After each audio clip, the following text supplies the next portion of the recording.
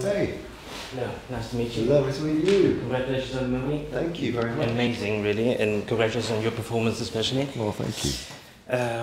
Okay, let's get started. So, can you maybe briefly, if possible, talk about the evolution that Caesar's been through since the first one? So Caesar is an ape that is brought up by human beings, by a father figure, Will, played by James Franco in the first movie. And I approached him really as a child, as a boy in an ape's skin. And then at a certain stage of his life, he is made to live in an ape sanctuary. So being an ape was very alien to him. So he's an outsider character. But all the time he's aging and growing. He's also evolving because he's the recipient of a drug which enhances the emotional intelligence of the character and makes him more human-like. So it's like an accelerated evolution. In the second movie, we see Caesar older. It's 12 years later. He's become a father. He is the leader of an ape society that's evolving, which with its own rules and societal laws and structure. That is then brought apart by Koba, who has grown up with humans in a different way. He was brought up with hatred, and they have a big fight, and which takes them to the brink of war. In this movie, we see Caesar, who is still the empathetic leader that he has become, able to see both the worlds of man and ape as equal and feel empathy towards human beings. But this turns at the beginning of the movie when he suffers personal loss and we see him go off on a journey of revenge and hatred and bloodlust. So we see him evolving still, becoming more articulate linguistically. He's now physically very much more upright and human in his behavior, and emotionally much more human-like. But his base emotion is paradoxically much more animalistic in his search for the colonel and the bloodlust that he feels towards him.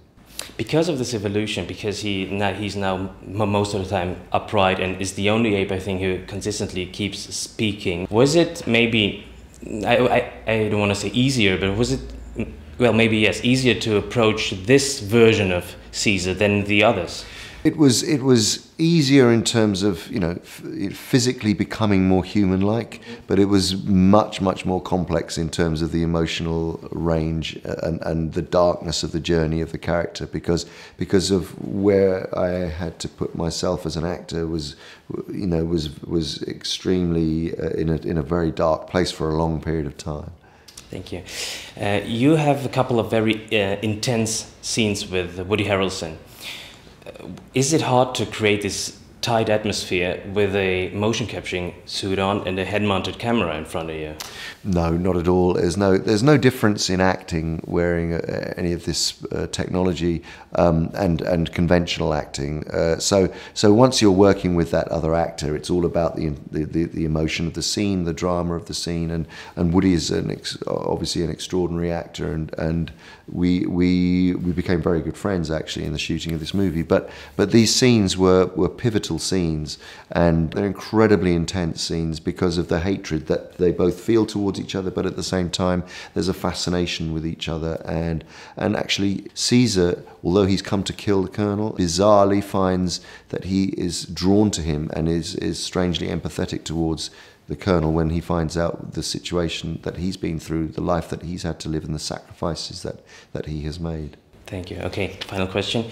Has there been significant changes in the technology since 2001, since Gollum and Lord of the Rings? There have been several kind of key moments where it's changed from motion capture to performance capture, which is when we were capturing face and emotions and the facial expressions, and then big changes when we started making the Ape series, where we could shoot on location out in the wilds and forests and mountains, and so the ability to not have to do it just in the studio. But actually the greatest kind of evolution is really in the post-production side, is the ability of the animators to, through the software they've created, the texturing, the fur, the skin, all what makes them look photoreal, it also is able to be more exactly copy the exact performance of the actor filmed on set. So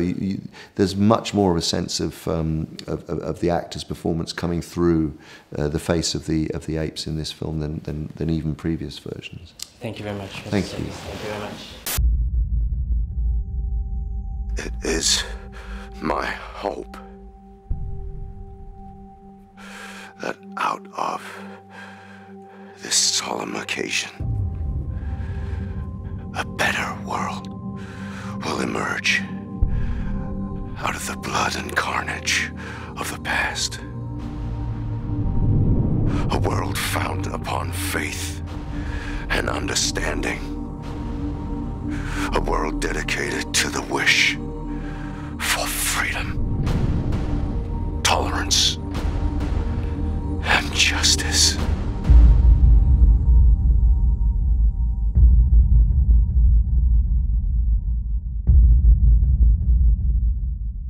Das war das Interview mit Andy Serkis, dem Hauptdarsteller von Planet der Affen Survival. Wir haben aber nicht nur ihn, sondern auch Matt Reeves, den Regisseur, getroffen und auch ihn interviewt. Und eine Review zum Film haben wir auch gemacht. Das ist alles hier auf der Seite. Und unten könnt ihr abonnieren und ein Like dalassen solltet ihr auch und kommentieren und weiterempfehlen und einfach mal ein bisschen Zurren in die Butze, ja?